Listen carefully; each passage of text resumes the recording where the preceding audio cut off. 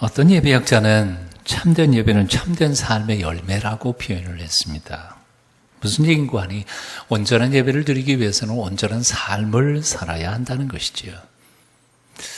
월요일부터 토요일까지 세상 속에서 가장 세속적으로 살아놓고 주일날 아침에 경건한 모습으로 예배를 드린다고 그 예배가 온전한 예배가 될 수 있겠느냐 하는 거죠. 하나님이 기뻐하실 만한 온전한 예배를 드리기를 원하는 사람은 월요일부터 토요일까지 평일날 거룩한 하나님의 백성으로서의 삶 살아야 된다는 가르침일 것입니다. 그래서 어떤 신학자는 이렇게 표현했습니다. 진정한 참된 예배는 축도 이후에 시작된다.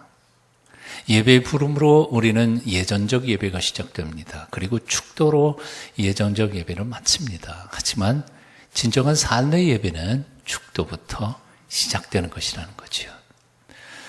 이런 점에서 온전한 예배자가 되기 위하여 우리는 지난 몇 달 동안 예배자의 신앙의 기본이 되는 사도신경을 공부했습니다.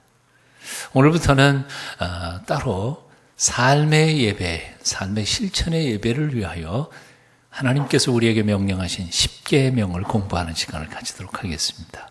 아마 한 11주나 12주에 걸쳐서 10계명을 공부하게 될 텐데 하나님께서 오늘날 이 시대에 우리 보고 어떻게 살아가라 하는지 명령하시는 그 10계명의 말씀을 깊이 묵상하고 마음판에 새기시면서 참된 성숙한 삶의 예배, 예전적 예배를 드리는 참된 예배자가 되시기를 축원합니다. 자, 구약의 이 계명 혹은 율법을 생각할 때 우리가 오해하는 게 세 가지가 있습니다. 첫 번째 오해는 예수님께서는 계명과 율법을 피하시고 복음을 우리에게 주셨다고 생각하는 것입니다. 네? 그래서 예수님이 오신 이후에 복음을 믿는 그리스도인들에게 있어서는 사실은 율법, 계명, 구약에 나오는 계명은 무효화됐다고 생각하는 겁니다. 하지만 잘 아시는 것처럼 예수님께서는 단 한 번도 율법을 폐지하신 적이 없으십니다. 오히려 율법을 피하러 온 게 아니라 사실은 그걸 온전히 하러 왔다고 주님께서는 말씀하셨습니다. 마태복음 5장 17절부터 19절에 예수님이 이렇게 말씀하시죠. 내가 율법이나 선지자나 피하려 온 줄로 생각하지 말라. 피하려 온 것이 아니라 완전케 하려 함이로라. 진실로 너희에게 이르노니 천지가 없어지기 전에는 율법의 1.1획도 반드시 없어지지 아니하고 다 이루리라. 이러므로 누구든지 이 계명 중에서 지극히 작은 것 하나라도 버리고 또 그같이 사람을 가르치는 자는 천국에서 지극히 작다 일컬음을 받을 것이요 누구든지 이를 행하며 가르치는 자는 천국에서 크다 일컬음을 받을 것입니다. 자, 구약의 율법과 계명이 폐기된 적은 단 한 번도 없었습니다. 여전히 유효합니다.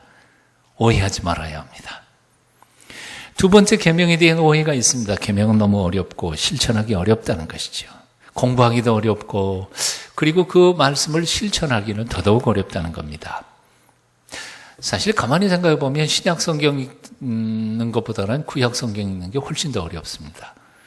통독을 시작하겠다 연초에 다 큰 맘 먹고 창세기를 읽습니다. 재미있는 스토리 얼마나 재밌습니까? 그건 참 쉽게 넘어갔습니다. 출애굽기 19장까지도 참 재밌게 넘어갔습니다. 얼마나 신나는 기적의 역사들입니까? 20장 넘어가서 10계명 강해 시작하면서부터 벽에 부딪혔습니다. 성막 제조하는 거라든지 율법이라든지 얼마나 복잡합니까? 수치는 왜 또 그렇게 복잡합니까? 그렇게 걸려 넘어져서 억지로 인내심을 훈련하는 것처럼 읽고 가다가 민수기 가면 도대체 군대 숫자를 왜 그렇게 많이 셌는지 무슨 족장 무슨 후손은 인구가 몇 명이고 뭐 어른은 몇 명이고 애들은 몇 명이고 얼마나 복잡합니까? 쭉 억지로 가다가 나중에 욥기쯤 가면 아예 포기해버리는 거지. 너무 어렵다는 거예요. 근데 실제로 여러분 생각해 보십시오. 복음이 정말 그렇게 어렵다면 우리가 평생 연구해도 그 복음의 이치를 깨우칠 수 없을 만큼 그렇게 어렵다면 우리가 몰라서 구원받지 못하는 것에 대하여 책임은 하나님에게 있지 우리에게는 없을 겁니다. 안 그래요? 그리고 머리가 나빠서 IQ 80이나 90, 50 이런 사람들은 머리가 나빠서 이해 못해서 구원 못 받는 거 그건 하나님 책임입니다. 성경책이 IQ 200이나 150 이상 된 머리 좋은 사람들만 이해할 수 있는 책이라고 한다면 그것은 하나님 책임이에요. 우리 책임은 아니에요. 그런데 놀랍게도 하나님께서는요, 복음 아주 쉽게 말씀하셨습니다. 쉽게 가르쳐 주셨다는 거예요.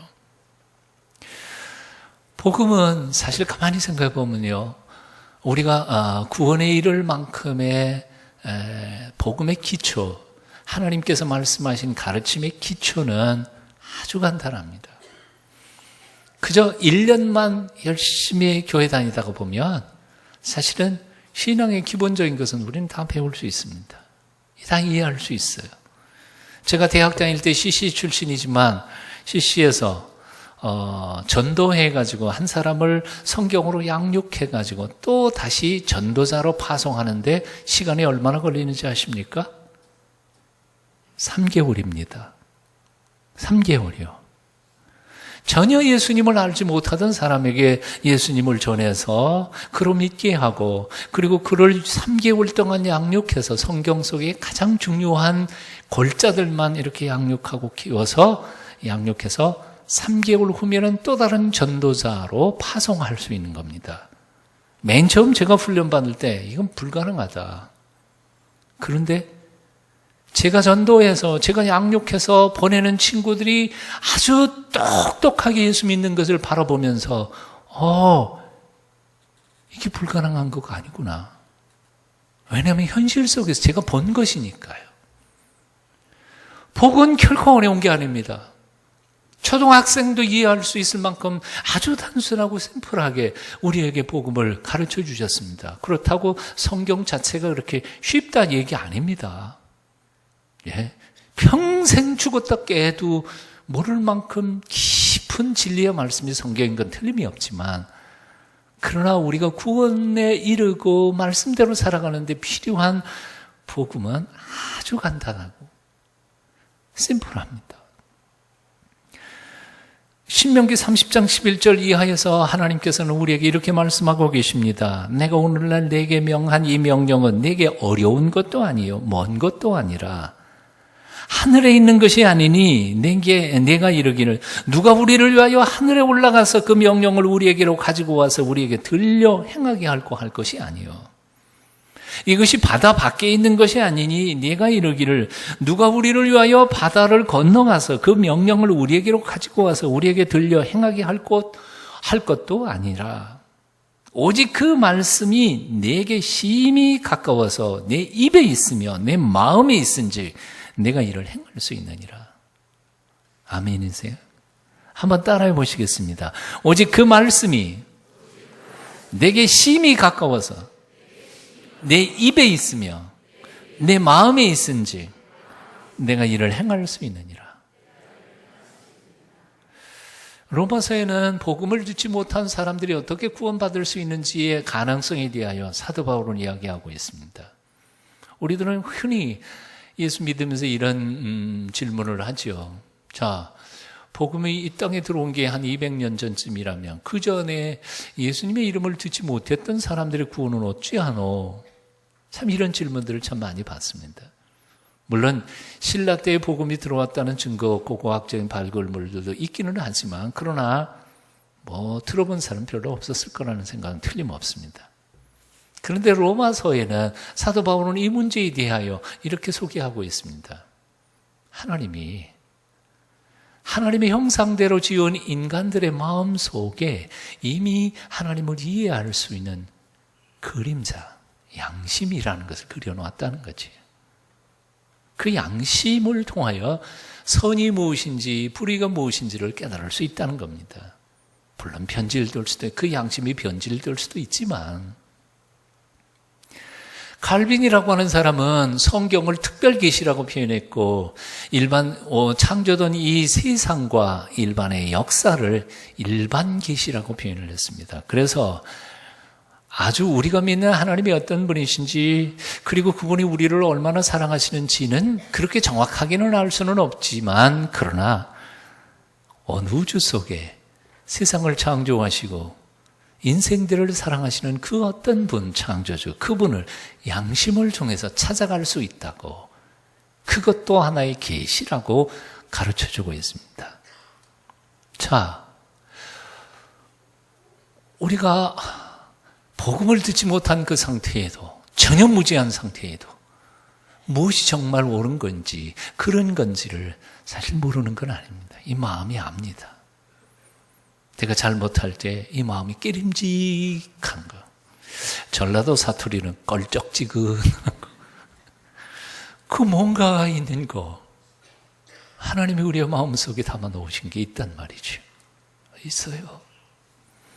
마크 트웨인이라고 하는 미국의 아주 해학적인 소설가가 톰 소의 모험, 하클페리 피인의 모험, 이런 소설들을 썼습니다만, 그 양반이 이런 고백을 했습니다. 나는 성경에서 내가 모르는 진리가 두려운 게 아니고 힘든 게 아니고, 내가 그 뜻을 밝게 깨달아 아는 말씀이 나를 괴롭게 한다. 성경에서 여러분들이 읽어도 못 알아먹을 것, 그건 상관없어요. 문제는 뭐냐면, 성경에서 읽을 때 우리가 이해할 수 있는 말씀, 사랑해라, 용서해라, 참아라, 이해할 수 없으세요? 아니요, 다 이해가 돼요. 그 말씀이 문제일 뿐이라는 거지. 결국 하나님께서는 뭐라고 말씀하시는 거 아니에요. 이 말씀이 멀어서 못 듣는 것도 아니고, 너무 어려워서 이해 못하는 것도 아니라, 사실은 너희 마음속에 순종할 마음이 없어서 그런 거라. 만일 순종할 마음만 있다면 깨달을 수 있는 지혜도 성령께서 주시고, 그리고 그것을 감당하고 실천할 수 있는 힘과 용기와 끈기도 성령님께서 보태주신다는 거지. 핑계대지 말라는 겁니다. 두 번째 오해, 계명은 어렵다. 아니요, 쉽습니다. 단지 내 마음속에 불순종한 마음이 있을 뿐이죠. 계명에 대한 세 번째 오해가 있습니다. 그것은 뭔고 하니, 계명은 오래전에 유대 백성들에게 주신 것이니까 오늘 현대를 살아가고 있는 우리에게는 상관이 없는 말이다 하는 것이죠. 하지만 절대 그렇지 않습니다. 계명이 수천 년 전 이스라엘 백성들에게 주신 것이 사실이지만, 그 명령은 또한 하나님, 그 똑같은 하나님을 경외하는 하나님의 백성들에게 오늘도 주시는 하나님의 분명한 명령이라는 사실입니다.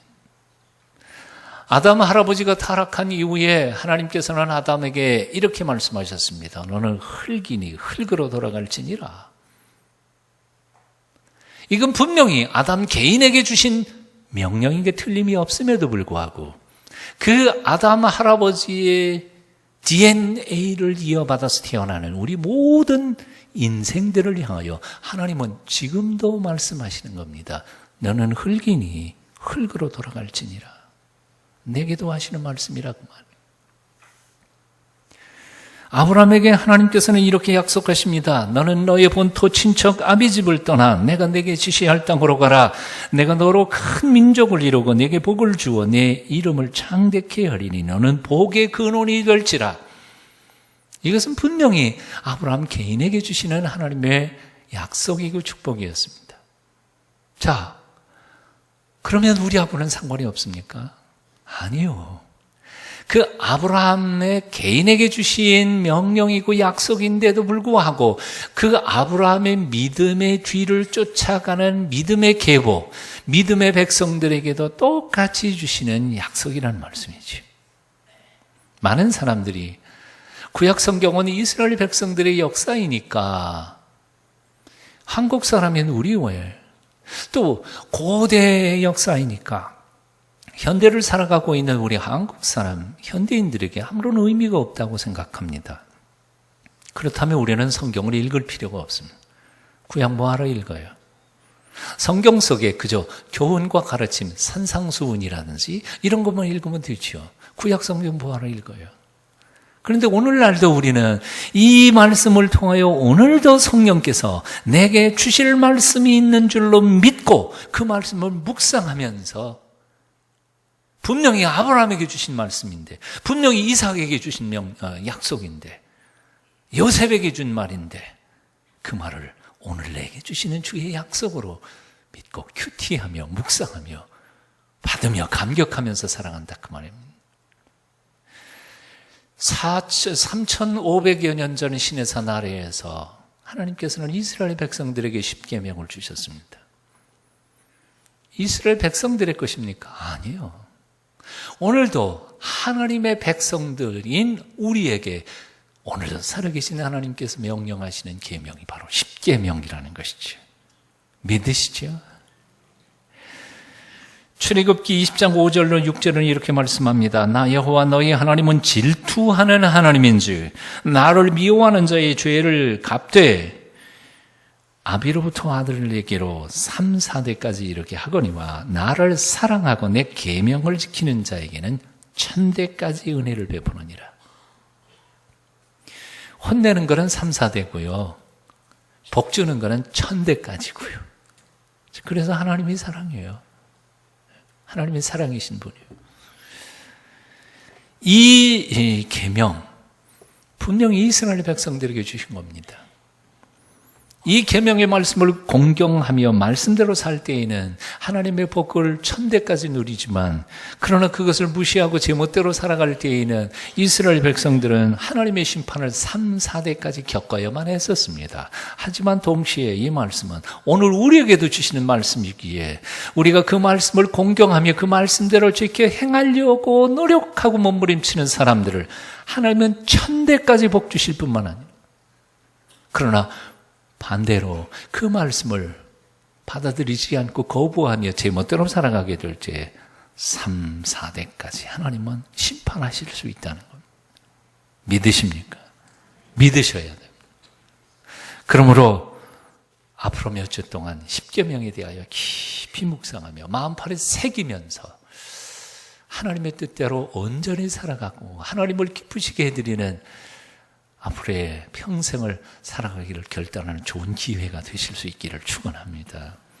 십계명 옛날에 사라져버린 거 아니고 오늘 이 시대에 우리에게 주시는 말씀이라는,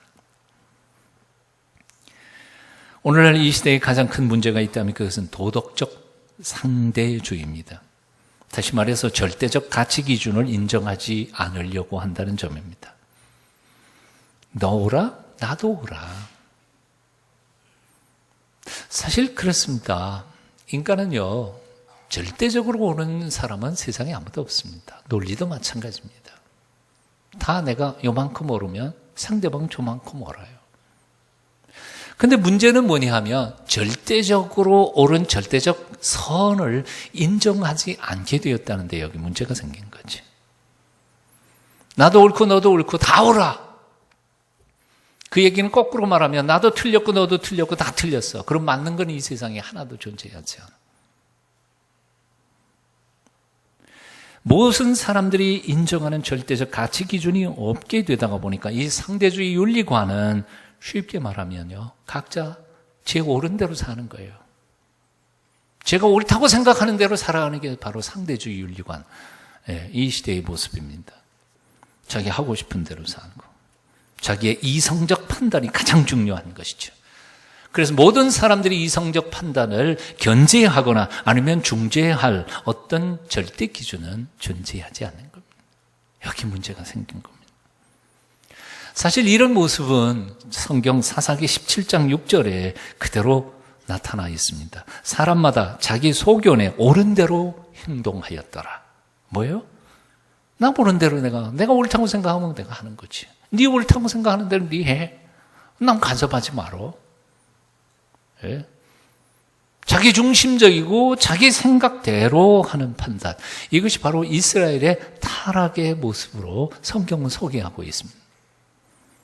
이사야 5장 20절 이하도 똑같이 가치 기준을 뒤바꿔 놓은 이스라엘 백성들을 이렇게 꾸짖고 있음을 봅니다. 악을 선하다 하며 선을 악하다 하며 흑암을 광명이라고 삼으며 광명으로 흑암을 삼으며 쓴 것을 단 것으로 삼고 단 것을 쓴 것으로 삼는 그들은 화 있을진저. 하나님의 저주가 그들에게 임한다는 것이죠. 오늘 이 시대의 가장 큰 아픔은 바로 그런 것인 것 같아요. 절대로 옳은 것, 그런 것을 우리는 어디서 들을 수가 없어요. 그 중에 딱 한 가지가 이런 거 나오죠.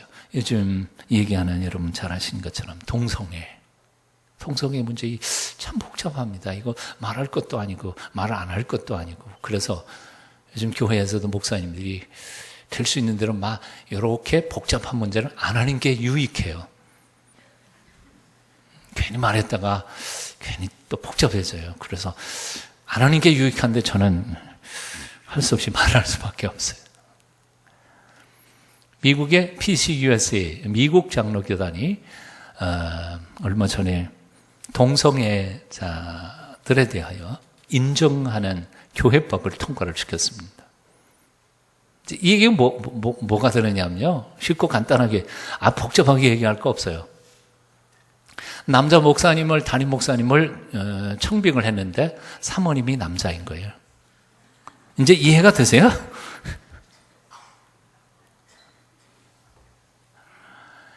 이것은 앞으로 엄청나게 가정이라고 하는 이 개념 자체가 확 달라져 버립니다. 여자 아빠도 있고요. 남자 엄마도 있을 거예요. 아이 못 낳죠? 입양해 옵니다. 거기서 자란 아이들은 성에 대한 인식 자체가 혼란스러울 겁니다. 성 정체성이 혼란스러울 거예요. 예? 남자 아빠? 그건 맞는 거래요. 제가 지금 헷갈려요. 여자 아빠, 남자 엄마, 그 가정에서 자라고 있는 아이들이 과연 가정이 뭐라고 생각할까? 이거 보통 심각한 문제가 아닙니다. 우리 한국 사회에도 지금 그 동성애 문제 권익에 대한 거를 이제 헌법으로 만들어 가고 있습니다. 그래서 지금 와각거리고 있습니다. 저는요 개인적으로는 생각이나 가치관이나 혹은 종교가 다르다고 해서 얼굴 색깔이 다르다고 해서 차별하거나 공동체에서 싸움을 시작한다면 세상은 피투성이가 다 될 겁니다. 그러니까 우리가 한 공동체로서 우리는 용납하고 사랑하고 품어주고 동성애자가 됐든 아니었든 간에 우리는 한 공동체로 사랑하고 함께 더불어 살아가려고 노력해야 하는 것은 틀림이 없습니다. 나하고 종교가 다르다고 올라가서 자꾸 부처님 목 잘라놓고 그런 짓 하지 마세요. 그 옳은 행위 전혀 아니에요. 피 튀기고 싸울 필요 없어요. 싸워서는 안 돼요. 그럼에도 불구하고 우리 대한민국 같이 이 시대를 살아가는 한 공동체의 일원들이니까요. 나하고 의견이 틀려도 품으려고 애를 써야 합니다. 그럼에도 불구하고 분명한 것은 아닌 건 아닌 거죠. 아닌 걸 막 소리쳐서 싸울 필요는 없지만 그러나 우리 자신조차도 흔들려서는 안 된다 그 말이에요. 통성에 옳은 건 아니지 않아요. 분명히 성경적으로 옳은 건 아니지 않아요. 저는 새롭게 하소서를 진행을 맡은 지 이제 거의 1년이 돼가고 있습니다. 사실 이것만이 아니라 C채널에서 주님으로 채우소서 또 CTS에서 내가 매일 기쁘게 거의 한 7, 8년을 방송을 진행을 해왔었습니다. 그러면서 한국 사회에 있는 대표적인 아주 신실한 크리스찬들, 사회 각곳에서 직업도 다양하고 연령도 다양하고 또 그의 삶의 경험도 다양한 부류의 사람들을 굉장히 많이 만났습니다. 새롭게 하소서 같은 경우에 일주일에 4명을 만납니다. 그러면 1년이면 몇 명이죠? 53주니까 적어도 200명 이상 만납니다. 저는 그들을 만나면서 한국 사회의 지금의 현실을 그분들을 통해서 듣습니다. 제가 늘 기껏해봐야 예배당에 있고 내 방에서 책 읽는 사람이 그 자세한 사정들을 내가 어떻게 알겠어요. 그러나 그분들을 만나면서 현장에서 땀 흘리고 고생하는 사람들, 장애인들을 위해서 수고하시는 분들, 청소년들, 학교에서 쫓겨난 아이들, 거리를 방황한 아이들을 불러다 놓고 가르치는 선생님들, 이런 여러 종류의 분들, 중독자들 치료기관에서 알코올 중독, 마약 중독, 성중독자들과 함께 더불어 같이 살아가시는 분들의 이야기들, 이런 것들을 들으면서 한국 사회의 요즘 현실의 모습들을 저는 간접적으로 보고 있습니다. 참 고민스러운 게 너무 많습니다. 너무너무 이 사회는 어렵고 힘듭니다. 한 가지만 딱 예를 든다면, 청소년 아이들 중에서 학교에서 적응 못해서 학교 폭력이 있는지 무슨 문제인지 길거리로 나서게 되는 아이들이 1년에 30만 명씩 쏟아지고 있다고 합니다.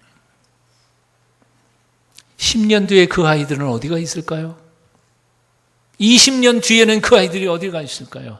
정규 제대로 교육을 받지 못하고 그냥 사회에서 굴러다니던 아이들, 아마 20년 뒤에 어느 골목에서 내게 칼을 목에 대고 있을지 모릅니다.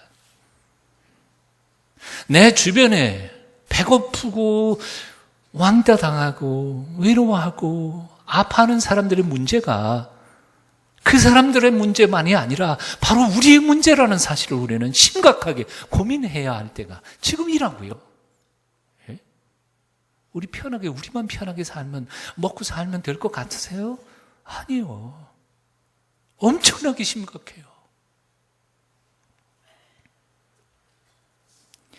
이렇게 모두가 자기 소견대로 살아가는 자기중심적 이기적인 사회, 하나님의 계명을 무시한 채 절대 가치를 인정하지 않고 나도 옳고 너도 옳고 다 옳다, 그리고 자신의 이성에만 의존하면서 살아가는 이 사회, 결국은 어떻게 될 것 같습니까?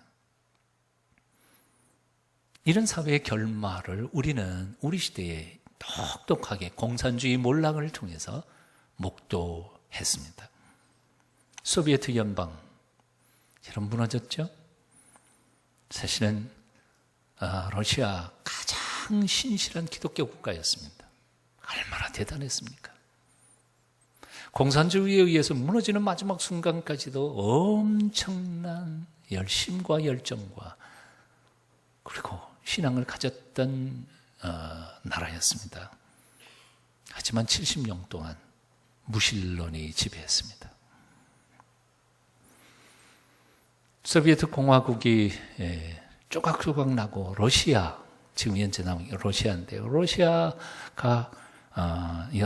현실이 지금 어떤가요? 우리나라가 부패하다 하지만 러시아만큼 부패할까요? 나는 비교하면 잘은 모르지만 우리나라는 이 정도면 무진장 깨끗한 거예요. 러시아에 비하면. 마피아. 제 조카 중에 하나가 러시아 쪽에서 삼성의 주재원으로 가서 오랫동안 일하다가 가끔 돌아와서 걱정을 됐습니다.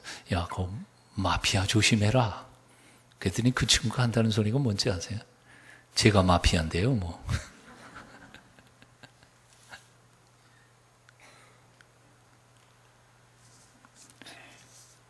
러시아의 대통령이 마피아 무시하고 정치할 수 있을 것 같아요. 어떤 사람들은 그 사람을 마피아 두목이라고도 합니다만 러시아의 마피아를 누가 손을 댈 수 있을까요? 이 사실을 너무나 잘 알고 있었던 오래전 얘기지만 보리스 옐친 대통령이 1991년에 타임즈 기자였던 데이비드 에익만에게 솔직한 자기 고백을 했는데 그것을 에익만은 바로 타임즈에다 그 고백을 인터뷰를 기사를 실었습니다. 옐친은 나와 가졌던 인터뷰에서 러시아의 학교 제도에 성직자들로 하여금 윤리와 도덕에 대하여 가르칠 수 있는 방법을 연구하고 있다고 말했습니다. 그 말은 내게 미국에서는 200년간 가르쳐왔던 기독교 정신과 성경을 종교의 자유라고 하는 명목으로 학교에서 몰아내고 있는 것에 비교해 보면서 소련에서는 70년의 무신론주의가 다시 종교 교육으로 되돌아오게 한다는 점에서 많은 생각을 하게 만들었습니다. 실제로 1980년에 미국 대법원은 크톤 대 그레함이라고 하는 재판에서 5대 4로 켄터키 주에 사는 초등학교 학생들의 교실 벽에다가 10계명을 걸지 못하도록 판결을 내렸습니다. 왜냐하면 10계명은 특정 종교에 대한 종교의 가르침이기 때문에 다른 종교를 가지고 있는 사람들에게 대하여는 종교 차별이니까 없애야 된다고 얘기했습니다. 웃기지 않아요? 미국이 어떻게 세워졌습니까? 아시는 것처럼 유럽에서 박해받던 청교도들이 하나님 좀 잘 믿어보겠다고 그 땅을 찾아가서 세운 나라가 미국입니다.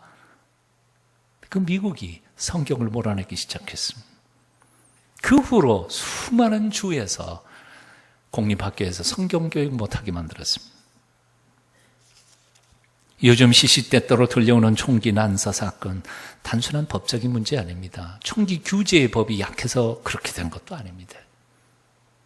미국 사람들의 윤리적, 도덕적, 신앙적 자세가 희해져 버린 겁니다. 희망이 없어요. 러시아에서는 종교교육을 공립학교에서 가르치기로 시작했고 지금 해가고 있음에 비해서 미국은 공립학교에서 10계명을 인정하지 않고 성경을 가르치지 못하도록 금지하고 있는데 바로 미국에 위기가 있는 것이라고 생각합니다. 오늘날 대한민국에 있어서 가장 큰 위기가 무엇이라고 생각하십니까? 외환 위기입니까? 남북의 안보 위기라고 생각하십니까? 정치 위기입니까? 아니요. 도덕, 윤리의 가치 기준이 무너져 내린 것입니다. 아무리 전자팔찌를 채우고 화학적 거세를 한다 하더라도 성범죄자는 폭발적으로 늘어나고 있습니다. 아무리 선거법, 형법을 잘 다듬고 만들어 규제한다 해도 아무도 그걸 무서워하는 정치가가 없습니다. 아무리 많은 CCTV를 만들어서 곳곳에 세워놓고 온 국민을 감시해도 근본적으로 국민 한 사람 한 사람 마음속에 있는 양심이 빛이 죽어 있다면 희망이 없습니다. 동의하세요? 희망이 없어요. 어려서부터 가정에서 윤리도덕 교육을 시키고요. 학교와 교회에서 성숙한 사람이 되는 것, 그리고 진정한 행복과 기쁨이, 인생의 기쁨이 무엇인지를 가르쳐주지 않는다면 임적은 희망이 없다는 겁니다.